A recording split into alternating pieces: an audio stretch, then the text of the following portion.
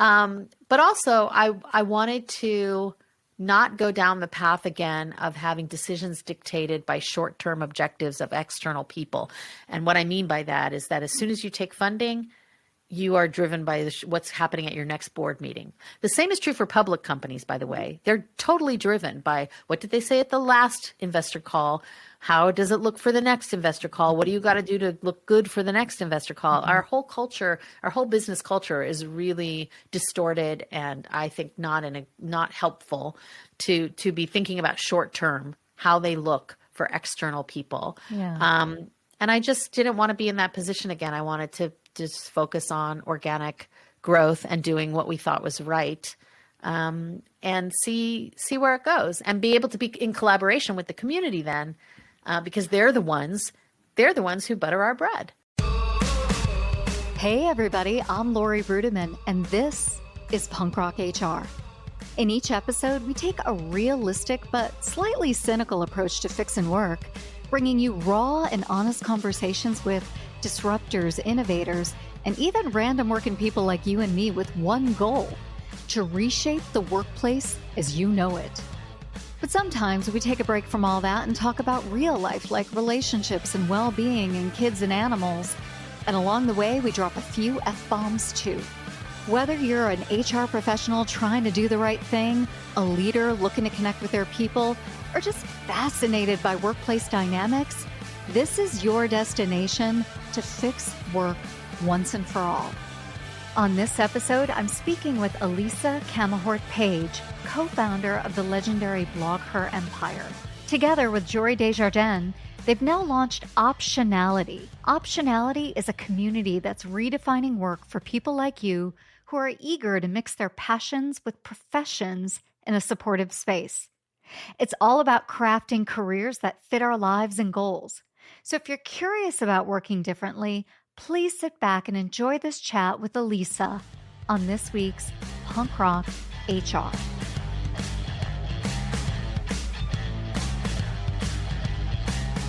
Hi, Elisa. Welcome back to the podcast. Hi, Laurie. Thank you so much for having me back. I've been looking forward to this. Oh, it's my pleasure. Listen, you're such a good sport to always indulge me when I have crazy ideas or I'm doing things in the world. So I'm super stoked to have you back. And before we get started talking about the good stuff, why don't you just remind everybody who you are and what you're all about? Well, my name is Elisa Camahort Page. About 19 years ago, I co-founded a company called BlogHer with two other women, Jory Des Jardines and Lisa Stone. And that was a women's media company that created the business model for women who were at the beginning just bloggers, and then over time, social media entrepreneurs and influencers. And really, I think that's where influencer marketing started. And either you're welcome or I'm sorry. Well, a veteran of that community and someone who just watched it grow in awe, I would say that you're either to blame or to praise for mommy bloggers. And I know there's been a lot written about that, but can we just start right there? Because I think that's interesting. What were those early days of the internet like for you, the social web as we know it? Well, the early days of the social web I was a digital utopian. Now, to be clear, I wasn't surprised when things started going awry. My first experience with online community were tracking the Yahoo groups around stocks when I worked for public tech companies. And there was some absolutely vicious conversations happening, all arguing over stocks. It was crazy to me. And so I can't say I was surprised when things went a little awry in the social web. But in those early days, it was extremely heady to realize that you could speak to anyone, anywhere, and you could get a bird's eye view, a feet on the street, firsthand perspective from people who were living through world events, not just the homogenous and kind of singular point of view that you might get from traditional media. And also, you could find people could relate to one another around shared interests or life stage, and it wasn't so segmented by class and race and geography as this country and really the world tends to be. I really felt there was so much promise to knock down barriers and to democratized is kind of one word, but it was even beyond like something small d democracy. It was more about knocking down the barriers between people, where we saw that what we had in common could be a unifying factor. So that was really exciting. And, at the very first BlogHer in 2005, one of the attendees stood up and said, mommy blogging is a radical act, because it wasn't the fact that they were blogging about parenting, but they were doing it in a style that they were centered. The mom themselves was centered, and her experiences and her feelings and her ups and downs, and being honest about that. And I know a lot of people would talk about the mommy wars, but really there was so much support that flowed through the mommy blogging group as well. And for a lot of folks, especially those who were stay at home and maybe more isolated in other ways, either geography or because of that, staying at home, it was a lifeline. Yeah. And that was really beautiful. Yeah. I think back on that time, and I first started blogging in 2004, and I felt like I was playing catch up, right?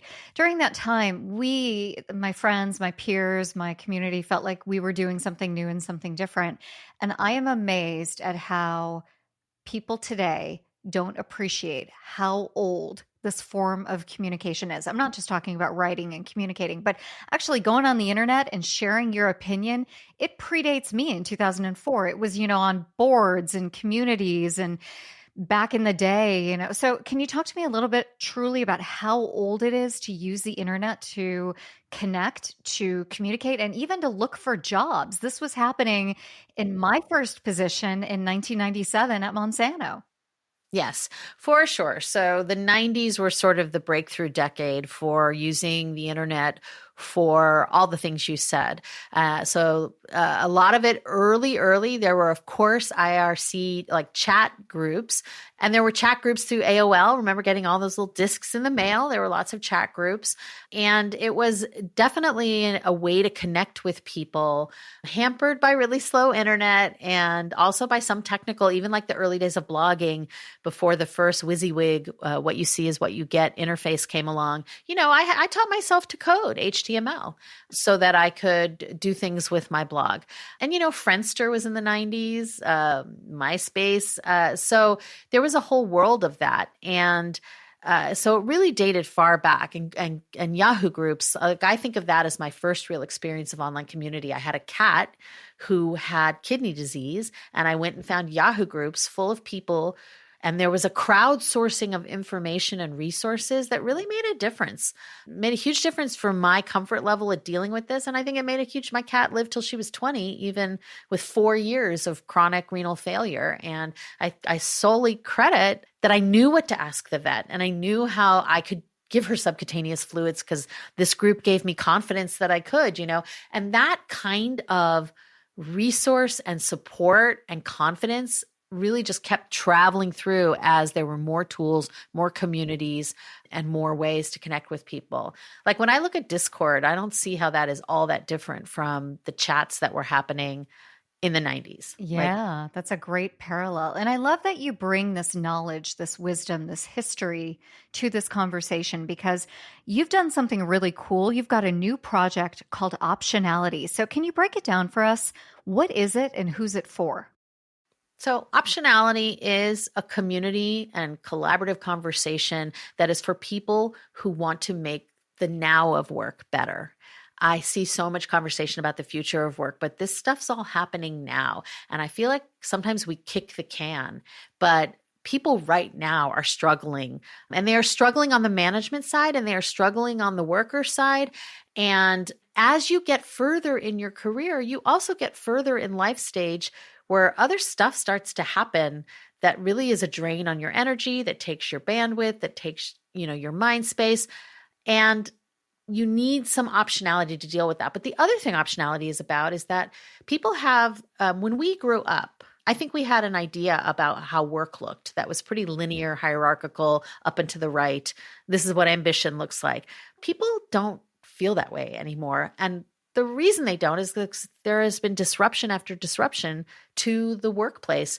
I date it back 20 years, 9/11, then the dot-com bust, which I lived through, then the Great Recession, then coming back from the Great Recession, and all of a sudden all these big companies going, trying to take advantage of the gig economy.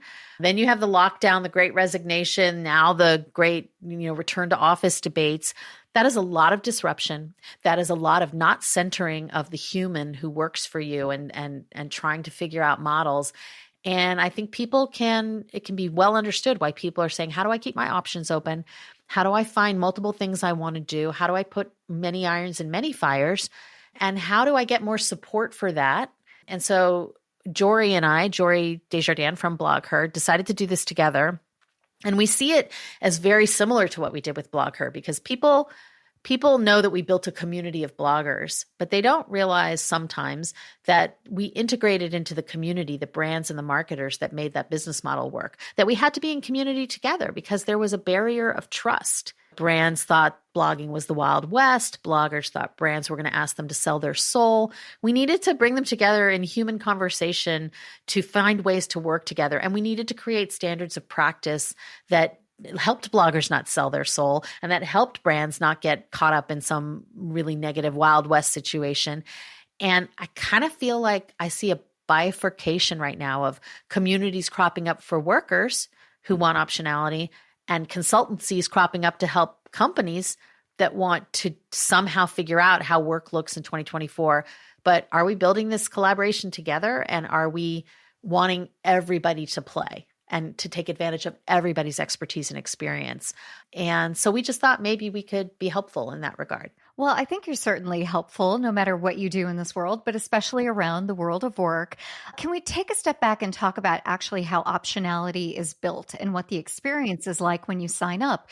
Because it is built in conjunction with something called Substack. And I think there are a lot of people out there who are like, what now? What is Substack? So can we talk a little bit about, if you go to Optionality's website, what's the experience like and what are they going to find? Hey, this is Brent Skinner, host of Small Talk Window here at the Work Defined Podcasting Network. Have you ever wanted a short podcast to listen to during a coffee break of your workday? You've come to the right place. My guests dispense with the small talk as quickly as possible and settle into a meaningful conversation around the world of work. Yes. So because we are building this purposefully as a lifestyle business, which I don't think sometimes in Silicon Valley that gets mentioned with sort of a little bit of disdain, but I'm all about it. I didn't want to try and drive people to a new destination I didn't want to try and create a standalone thing. So we're leveraging a couple of existing platforms that both help with the network effect. Substack, if you don't know, is part of this content evolution where content creators are focusing on newsletters instead of, say, blogs. And it's growing its community. There are thousands of people now writing newsletters, and it makes it very, very easy to make text content, audio content. It helps you distribute them. It helps you create layers of membership, which is what we are doing. And so Substack is really the content hub for optionality. And that's where we have our weekly newsletter and our audio, our podcast, and our open threads for community discussion. And you just go sign up on Substack. And then if you are not already a member of Substack, once you do, you may get sucked into the world of Substack where there are people writing.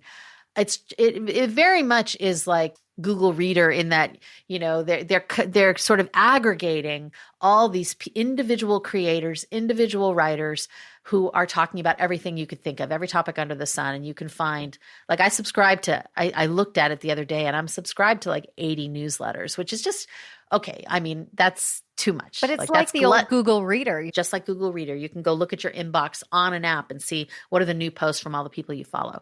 So that's the content hub. But we also have, for premium membership, includes a community on Slack. And the reason we're starting with Slack is because lots of people use Slack every day for their various, even if you're a consultant, so many of your clients get you into their Slack.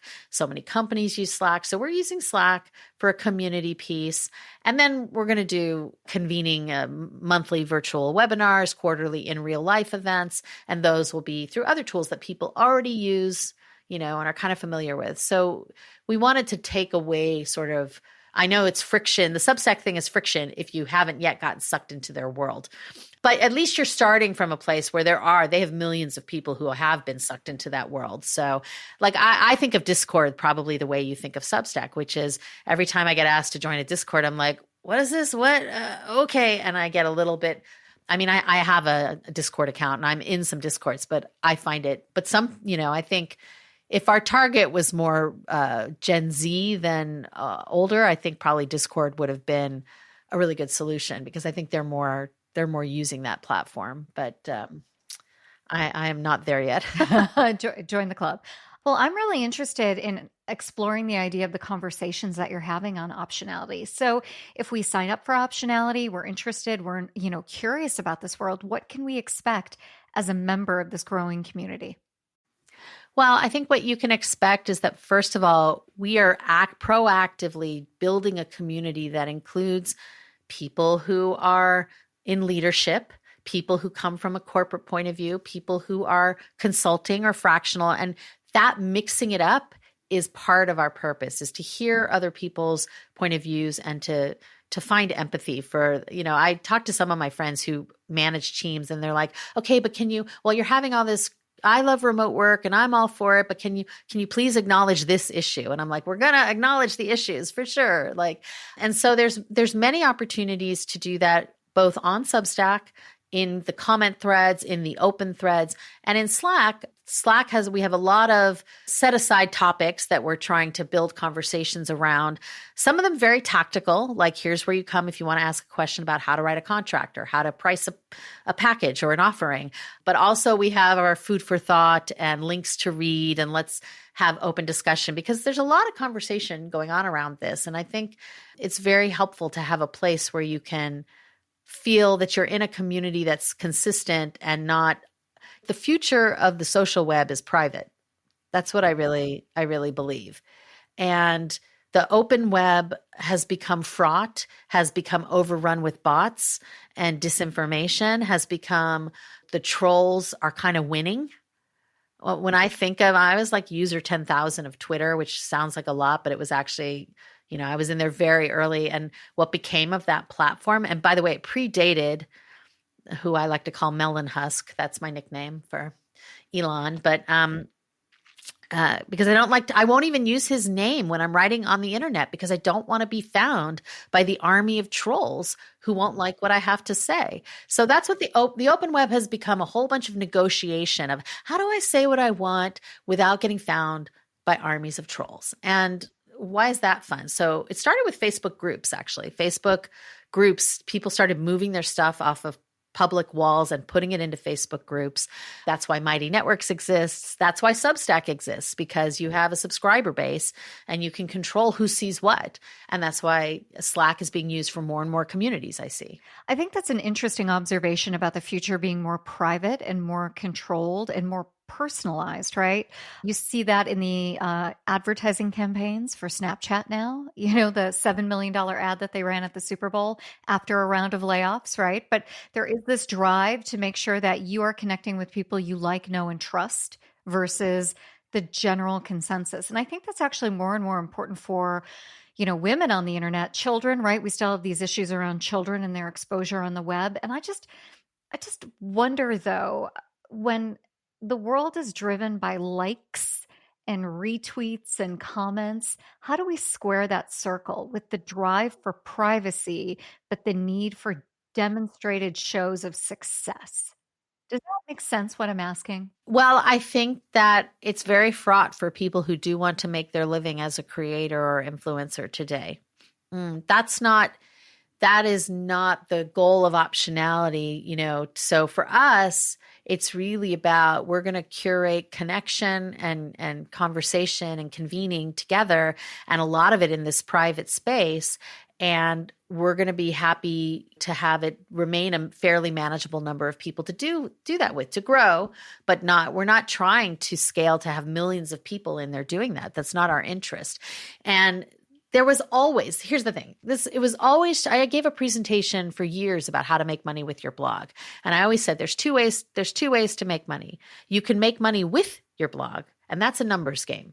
That's advertising, that's affiliate links, that's sponsorship. And yeah, you got to show numbers. You got to show scale numbers, because the bigger you get, the smaller percentage of your followers will actually take action. So people who have millions of followers actually have a lower percentage rate of action takers than people who are smaller influencers. So you need the numbers to make more and more and more. But you can also make money because of your blog, or in this point, to this point, because of your platform. And that means that you're establishing the right connections with the right people who see your value. And for them, it's not so much you can get gigs, you can get all sorts of opportunities because of who you are, how you express yourself, what you have to say, what credibility you have. And your audience may be smaller, but it's very passionate and or super focused. And either of those ways are fine. But yes, I think if you want to make money because of your platform, you got to do a lot to grow it. And you don't control it, because these companies can change their algorithm, and you can not just lose followers, but you can lose visibility. So it's a very, very challenging way, but it always was. I mean, like, I'm not sure it's more or less challenging. It always has been a challenging thing that belongs to the few.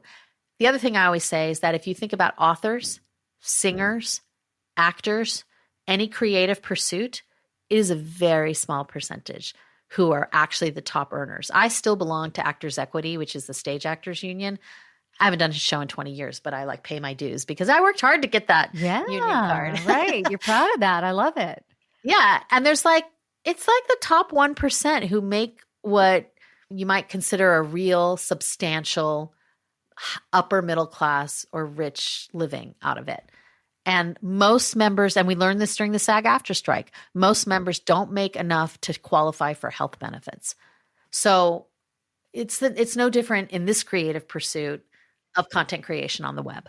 You know, one of the really beautiful things about your career arc is that you've got a lot of different stories. You've done a lot of different things. You've been creative, you've been analytical, you've been inside in corporations, you've advised big corporations, you've advised startups. You have this really great palette that is just so fascinating. And here you are actually launching something of your own. So can you talk to me about why you felt like now at this stage of your life, even though this is a leisure business, it's still a business, it still has to succeed and take a lot of your attention. Why now? And why did you think optionality was the thing you were going to bet on? Hey, we're the payroll baddies, and our mission is to make payroll fun and relatable. And call out industry when they hear it. You got to call it out. You got to call it like you see it. But we also got to shine a light on all those unsung payroll heroes out there, making sure we get paid. Yeah, those are the real payroll baddies out there, and we love sharing their stories and showing them love. With gold chain and everything, baby. By the way, SAP is the best payroll out there, and if you don't like it, get out. What a great question. So something I really missed from my days in corporate tech when I ran product management teams was I worked for hardware companies, and you built a thing. You made a thing. You told people what the benefits were. They needed the thing. And you know what? They paid money for the thing because they needed it. And then I went and spent more than a decade in the media business where nobody wants to pay for anything. And I'm like, I just miss the days of building a thing, and the proof is in the pudding. Will people buy this? And if they won't, what do you need to do to make it better? That is an interesting problem to solve. What makes this worth? Our current early adopter price for premium membership is $299 for a year. What is going to make it worth that to them? And if it's not right now, what would? And how do we want to? That to me is just a more interesting problem to solve. So part of it is I just wanted to build something where I was making something I thought was valuable enough to pay for. And I just wanted to test that theory, But also I wanted to not go down the path again of having decisions dictated by short-term objectives of external people. And what I mean by that is that as soon as you take funding, you are driven by what's happening at your next board meeting. The same is true for public companies, by the way. They're totally driven by what did they say at the last investor call? How does it look for the next investor call? What do you got to do to look good for the next investor call? Our whole culture, our whole business culture is really distorted, and I think not helpful to be thinking about short term, how they look for external people. And I just didn't want to be in that position again. I wanted to just focus on organic growth and doing what we thought was right and see where it goes and be able to be in collaboration with the community then, because they're the ones they're the ones who butter our bread. So we have to care most about them. And I always really did care most about the community, even when I was working where we had millions of dollars in investment and we had to, deliver. Once you take that money, you have to deliver for those investors. That's your responsibility. That's your duty. And, but I always secretly really just did want to do more just what the community wanted. Well, of course, you can't make everybody happy. No, so. no. Well, I like that you're focused on community as a product that has deliverables, that has an experience. I think that's really beautiful. There's a lot of communities out there right now, a lot of people talking about work, a lot of people talking about put the humanity back in the workplace, right? Oftentimes driven by tech companies that are not putting humanity back in their own workplace. So can you talk to me about what differentiates optionality? If I only have a limited amount of time during my day and I need to be discerning, why optionality? Why now? Well, I think there's a couple of things. I think the first thing is, I'm just going to say it's the track record Jory and I have for building things that are valuable for multiple viewpoints, multiple players in a space. And so, I'm going to say me. Jory, us, we are our differentiator number one, and what we've done to help build a business, to make a new model for people who were looking for a new way of working. Well, today we're looking for a new way of working, a way of working with more optionality. And we do want to build this ecosystem that brings everybody to the table and tries to break that barrier of lack of trust. And we would just like to have, part of what we did with BlogHer was build standards for the bloggers and standards for the marketers on how to work together. There is no standard right now. There's no boilerplate fractional leader contract. There's no boilerplate of how it works. And there's a lot of people on the working side need protection, and a lot of people on the management side need support. And we feel like we've been there and know how to do that, and know how to connect the right people together to maybe make a difference. Well, I'm a big believer. I believe so much that I paid and joined. I am on the ground floor of something really important, loving the conversations that are happening over there, love the community. And if people want to learn more about optionality, where should they go and what should the next step be? Great. Well, thank you so much. And thank you for joining, Laurie. That means so much to me, just personally. So optionality.life is our URL, and that will right now take you to the Substack because that's where our content hub is.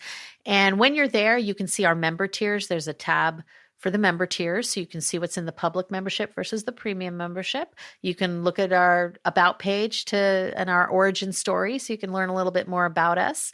And once you join as a premium member, you'll get the link to start playing in the Slack. And another great thing to do, you can go to Substack and find us at Optionality right now, and you can read the public content. It is available. And another thing is we're going to have a monthly webinar series that is, again, available to all to sign up. And to give you an example of how we think about the programming, and I did programming for the BlogHer conferences for a decade more. So I've done a lot of programming in my life. The first webinar we hosted, which was in February, was about the ins and outs and ups and downs of the fractional lifestyle. And we have the CEO of Harris Poll participating to talk about big picture trends.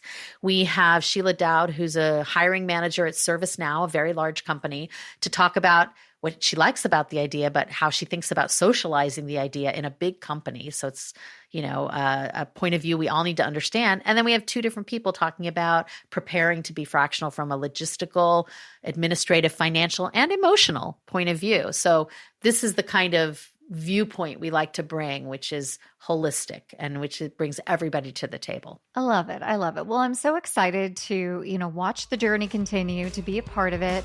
And again, I just wanted to say thanks again for being a guest on Punk Rock HR. You're welcome to come anytime.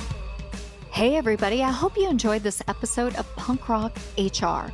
Show notes and more can be found on punkrochr.com. This episode was expertly produced by Emerald City Productions, and we would all appreciate it if you left us a 5-star review.